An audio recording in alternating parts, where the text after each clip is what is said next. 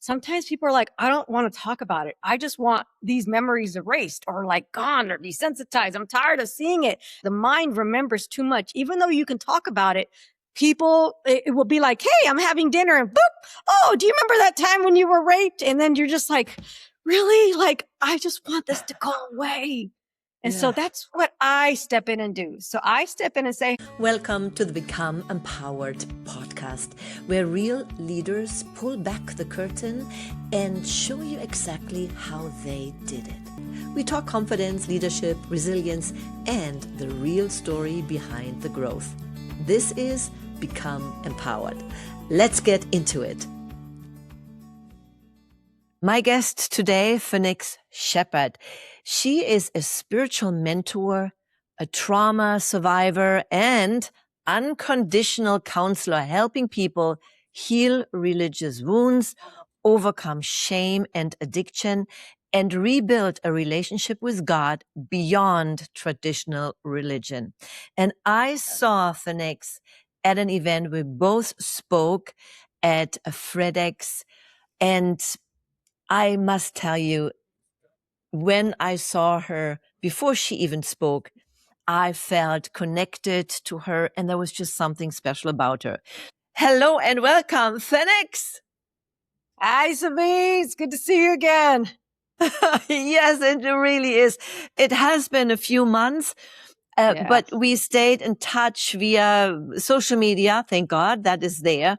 And I saw you when we met first. I remember we had a conversation about your book. We met at this event that Forbes Riley put on. We both spoke there, and we had a private moment in a small room where we connected. That it really was a heart-to-heart connection. Do you remember that? You remember that? I do. I do. Sabine. Yeah, you talked about the book and about the title. It was all a little bit still in the making, and we discussed that. So you recall it now? Yes.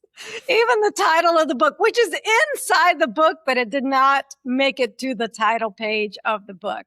But yes, oh my God, I do remember that. Yeah, that was a heartfelt moment right there, Sabine. Yeah, it was. Yeah. And that makes you so special because you speak from the heart. And what you do now is you are helping others to see what it takes to overcome those challenging times. And because this is what your book is all about, I want to dive right into it. Let's So, dive. yes. So tell our listeners, what was your moment that was very much the turning point in your life that you said, okay, I cannot continue this way. I have to change something. Lead us back to that moment. In respect to them, that was at my age 30. I mean, I'm about to turn 50 in July. So this was 20 years ago. 20 years ago, I knew I had hit I'm going to say my last rock bottom. It was my last one. There was a lot of them. And I won't say rock bottoms are bad, but that was my last rock bottom. And that was the moment where I understood I needed to change. And if you don't mind, can I share that little story? Of course, please. That's what this podcast is all about. We want to hear about stories. Yes. So, God, it's even in the book. It's even in the book. So this story goes like this. I woke up, it was 7 a.m., pouring my whiskey. I'm an alcoholic. I'm not into any AA program, just God and me, and he just removed it. But that day, woke up 7 a.m. drinking, angry, bitter, no self-love, no boundaries, didn't understand anything, just broken. And my then significant other, my ex-wife, current wife at that time, she was angry. She left for work. And by 2:30, I am blacked out drunk, destroying everything in my home like nothing stood. Cabinetry, furniture, anything that I could destroy. I was this superhuman, blacked out, destroying things because I guess everything was just coming out of me. As she came home, I did not know that she had come home. I was blacked out. Apparently, she attempted to stop me. And a couple minutes later, I was able to literally scream my way out to finally wake up and say, what's happening? And once I did that, I looked around the room and there she was lying on the floor and glass shattered everywhere, just so much destruction. And I run to her and I'm like, what happened? And she's like, I came home. You were blacked out, destroying everything. And you hit me and I fell and I called the police and I stayed on the ground to not, continue to get attacked.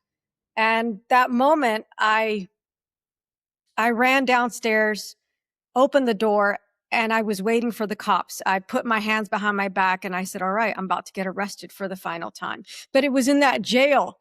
It was in the jail with this African-American correctional officer. She was on the phone with my then wife and she was telling my then wife was telling her everything that had happened to me. And my life was horrific.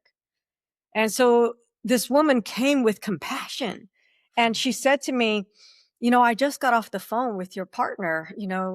Don't you think it's time to heal? Don't you think you deserve it? She's like, when you leave here tomorrow, go admit yourself at the VA and go get help. And I heard her. Finally, someone was like, hey, by the way, you can get help for this. Like, you don't have to live this way. And she, right there, the first person ever from all of my life, planted the first seed of hope. And so she uncuffed me because I was covered in my own vomit. And she's like, clean yourself off. She walked me to a jail cell, private jail cell, where I had my own bed. She brought me a pillow and a blanket. And it was there where I finally had someone give me some compassion, even though it was an officer who, was one of the ones that arrested me. But she still was there for me. And the next day, I was able to go home, clean everything up as best I could, pack a bag, and I drove myself to the VA, the Veterans Affairs Hospital. And that's when I said, look, I'm either going to die today, or you're going to give me a bed and you're going to admit me in the 30-day inpatient treatment program. And that was the first day.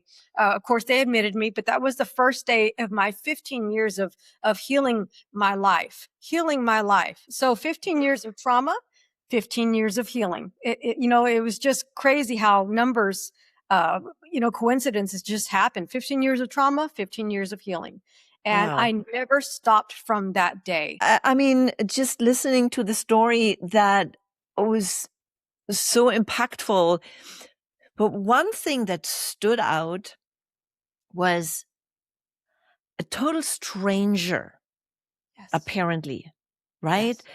Who had never met you, but she showed compassion and she was that little spark that you needed to wake up. Because sometimes I believe when people are so close to us, we don't hear them. Yeah. But if somebody else that we don't even have no idea, and they have no idea who we are and what we discovered, obviously she heard something from your partner. Right. This is very impactful. That also reminds us we can be that person for another person that we've never seen before. Yes. When we see somebody in distress. Yes. So that's point number one. My new book, Gumption, is now available worldwide at your favorite bookstore. Gumption, Sacred Whispers, Bold Moves, and The Courage to Become is blending memoir, reflection, and timeless wisdom. Gumption shows that a meaningful life isn't reserved for the fearless or famous. It's available to anyone willing to listen deeply, trust boldly, and take one small brave step towards becoming who they were meant to be. Whether you are longing for clarity, healing, creative inspiration, or the courage to rise, Gumption will meet you where you are and work with you as you discover the music of your own becoming. And if you ordered your copy, let me know. I want to give you a free download of my Bold Move Kit.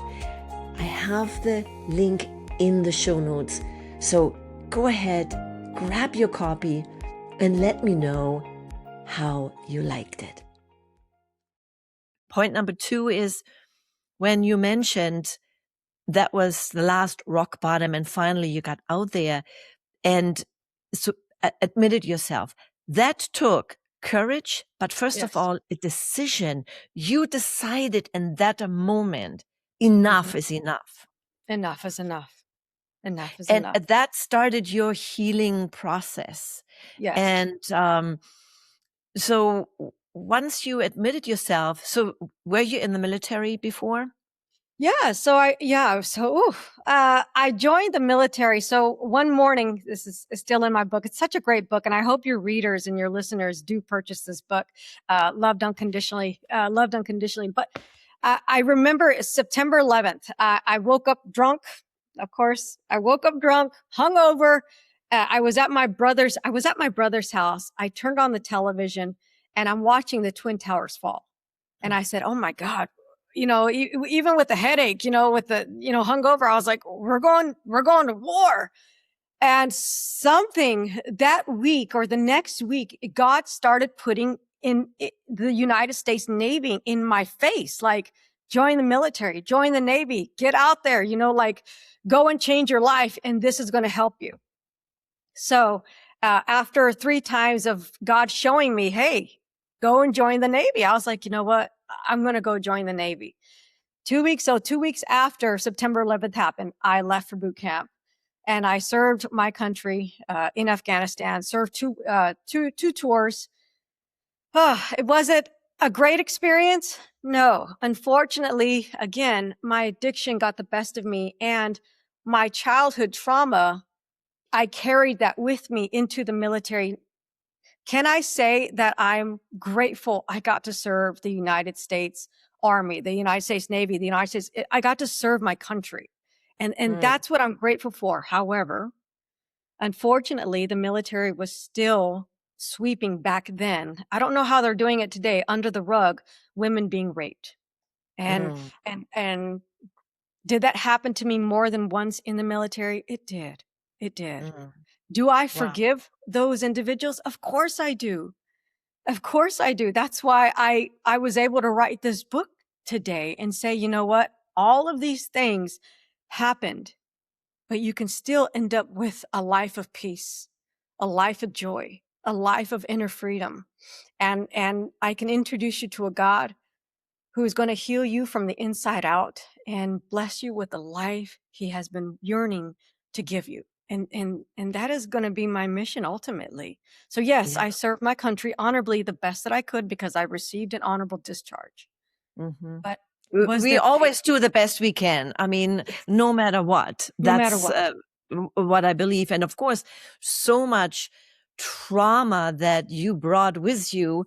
That we haven't even discussed everything that started that whole journey for you also to drain all these experience in alcohol, because Yeah. that's oftentimes the escape, because then we forget, we are numbing ourselves. We're numbing But ourselves. this is never the answer. This is just a cover up, as Yeah. you so very well shared with us. Now, I would love to go back to the Amen. moment that you admitted yourself to the VA.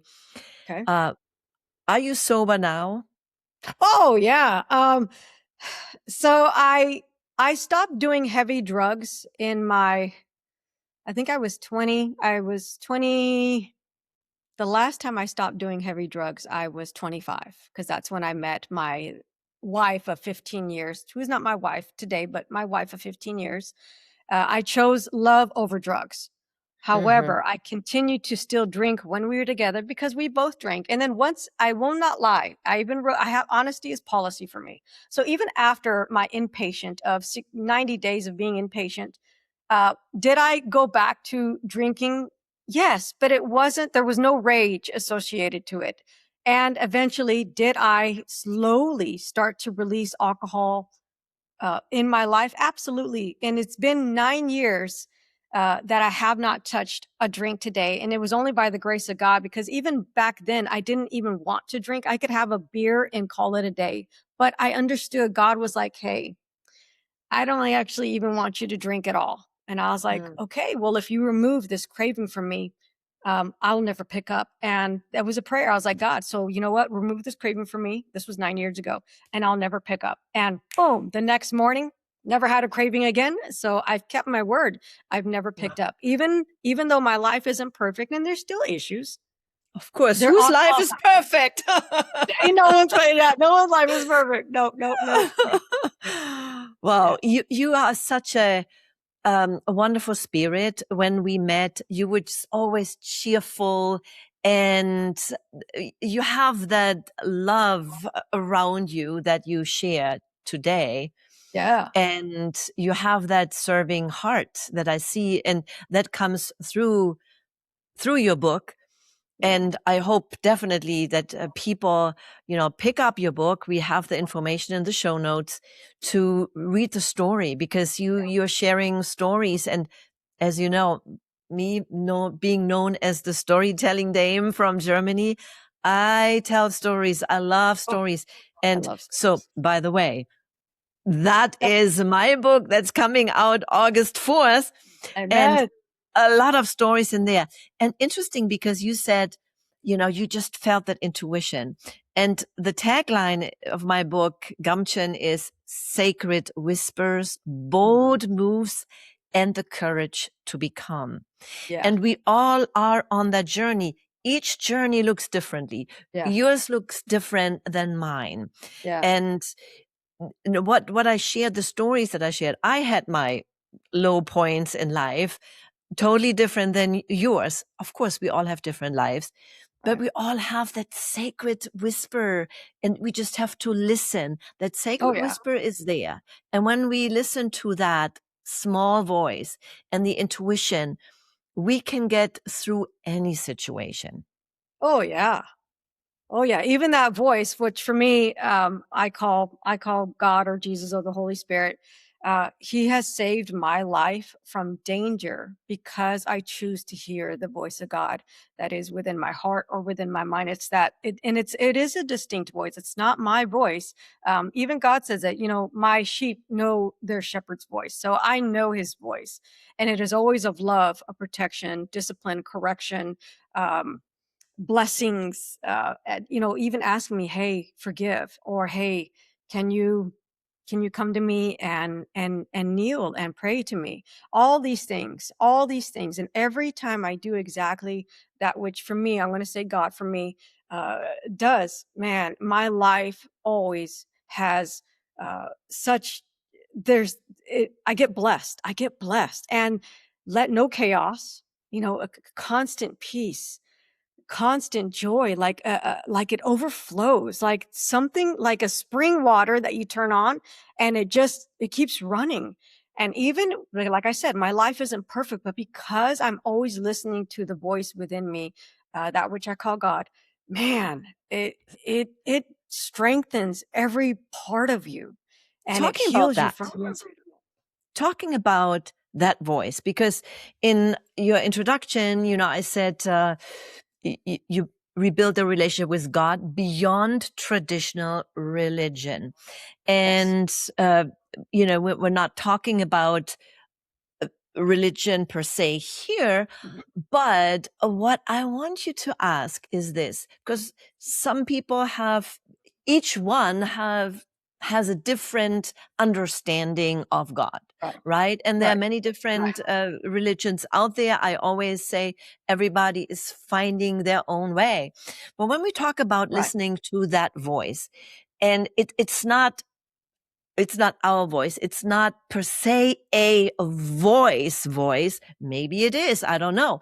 But sometimes, quote unquote, that voice shows up in different ways. At least how Mhm. I experiencing that, right? Even if Right. it's a voice inside that doesn't sound like a voice, but it gives you those words. I would love to hear your perspective on that.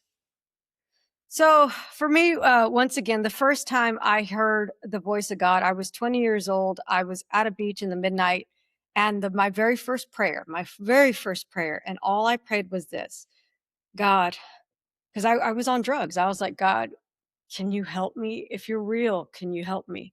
That's all I said. And within minutes, I was getting ready to be captured. There was a predator coming. I didn't know. Like I was crying. I was looking at the stars. I was at the beach, sitting on a bench, like in the middle of the night. God, can you help me? And don't you know, I heard a car pull up. And this guy was getting ready to try and capture me. And immediately, get up, you're in danger. And I was like, what? And I ignored it. Get up, you're in danger. And don't you know, this man was getting ready to capture me. And that was the first time I heard that voice.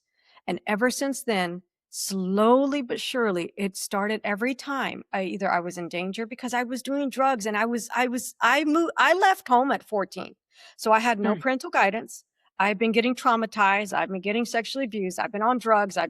Every bad thing that you think could happen to a little kid who leaves home at 14 happens. So the only parental guidance I ever had was that voice, that Hmm. voice, that voice that always protected me. And ever since I was 20, it started to make sure, like, since her parents allowed her to leave at 14 and really didn't give her the guidance and the love that she needed, and they let her go, I have to step in. And that's when, for me, I'm going to say God again, for me, that voice was like, you know what? I'm going to take care of you. I'm going to protect you at every turn. Even though you're going to do things that are not going to be healthy for you and they do harm you, I'm never going to leave you. And in my journey of ups and downs, that voice has always been there mentoring me every single time, from either being saved or from being blessed, to bless me, to teach me about life. Every time I would listen to it,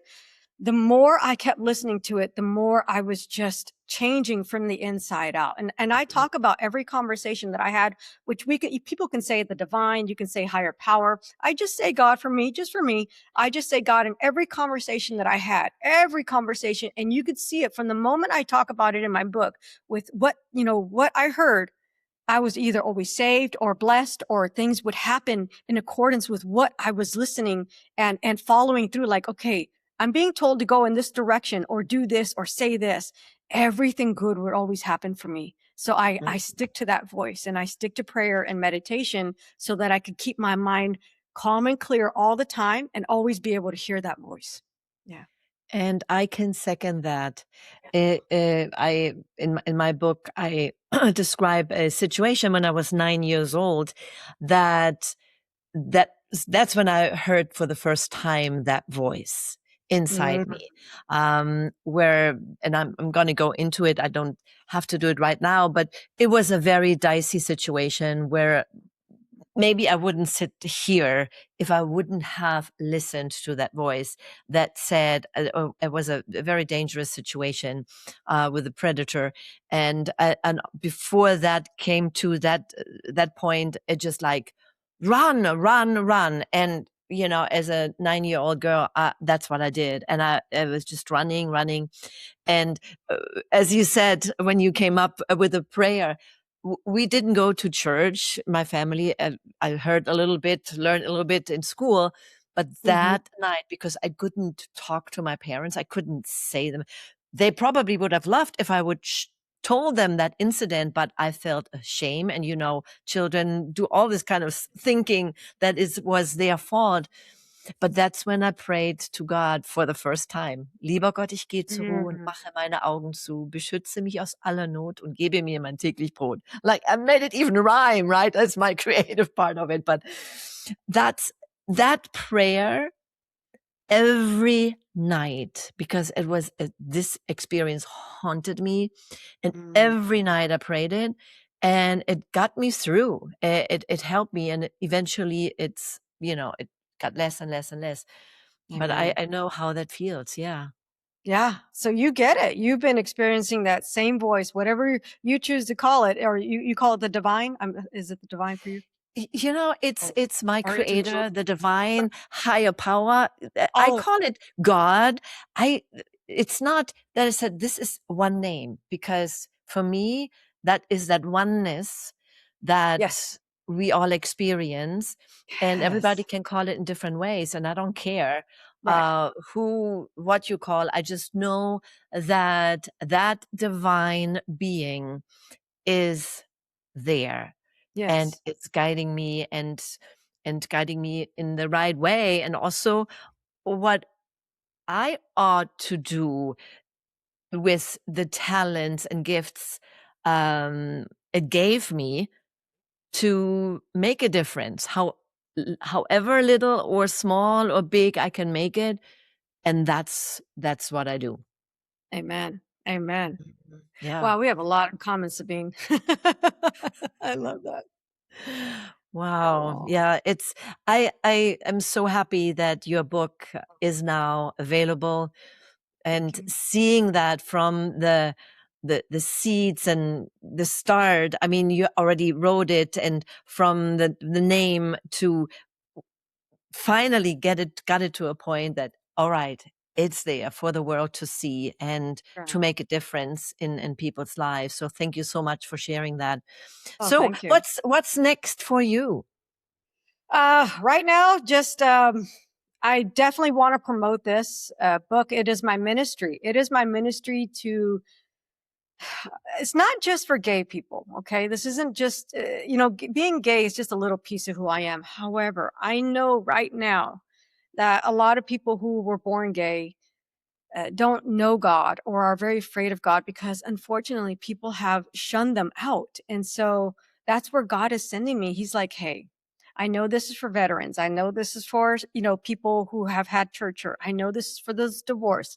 But right now, the first mission he's actually having me to go on is to go find a lot of places where I can speak at sh- and share my ministry, share God's love for them and help them heal this religious trauma that a lot of people have gotten. And in here there is there's scripture in there, and God taught me how to clarify things, and he would show me things, and it's like, hey, this is how I want you to heal people, my children. He calls them my children, calls me his children. I want you to go and heal my children.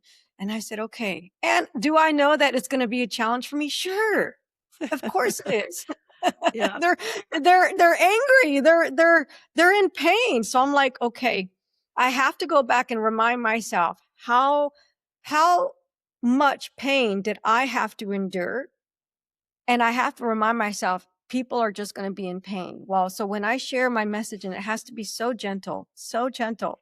I know that they're going to bite a little bit, and that's okay. That's okay, because I know that if I don't react and if I just continue to give them the love that they're needing and to heal whatever aspect that needs healing in their life, I believe and I know for a fact that life is going to change for them. So this is the ripple effect.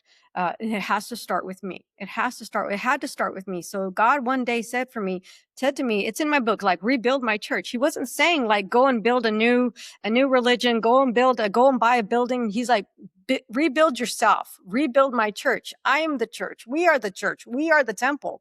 And then go out and leave me a legacy in your name. Meaning, hey, I'm not asking you to be famous, Fenexita. I'm asking you to go and heal my kids. Go and heal the ones that are truly broken. And I said, okay, I'm up to task. I'm up to task for that. And that is right now my starting point in this mission. And so I'm going to different churches, offering my services, saying, hey, you know what? Could I speak at your congregation one day? Um, I would love to. I would love to help and be a part of this community.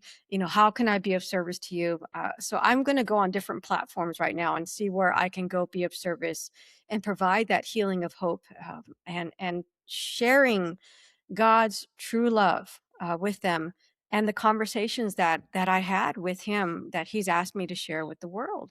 And so that is my only mission, besides being a personal trainer, loving, because that's part of my ministry is it was in 2015 where I was in a major car accident, and I was walking with a cane, and I had put on 200 pounds. I'm 5 feet. I'm a little short woman. I'm a shorty. You You remember me? put I'm a on little short. 200 pounds?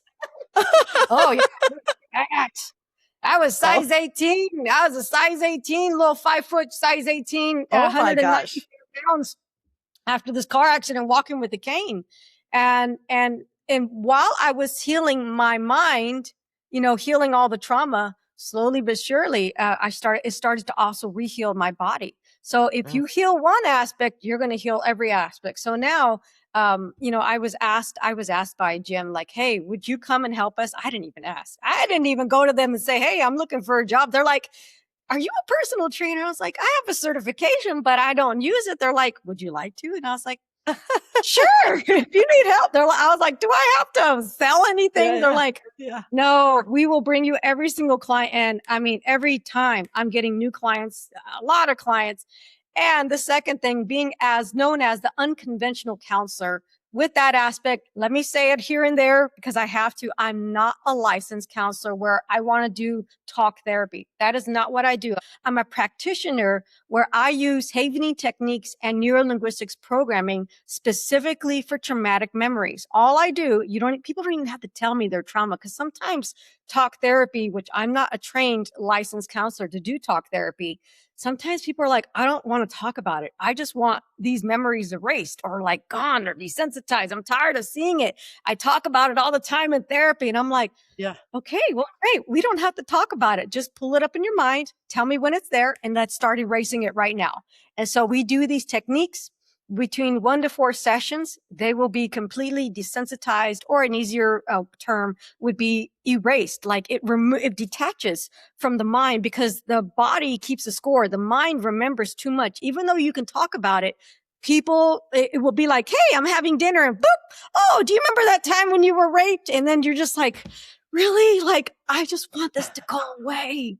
And so that's what I step in and do. So I step in and say, hey, all I deal with is trauma. With a counselor, go and talk to them and come to me, and we'll erase them. So together, I will coordinate with other counselors if they allow them, if they allow me to talk with them. If not, just tell your counselor you're working with me, and we're going to do these techniques, and we're going to heal you. And you keep, I tell them, stick with your counselor, and you come to me when you're ready to desensitize. And that's what I do, as known as the unconventional counselor. So I just do things very unconventionally, but that's what I do. So personal training, number 1. Number 2, desensitizing traumatic memories. Yeah. If it helps, then go for it, right? But I see you doing so many wonderful things in your next chapter of life. And I wish you all the best, Fenix. And I know we'll see each other again very soon. Yes, my friend. God bless you.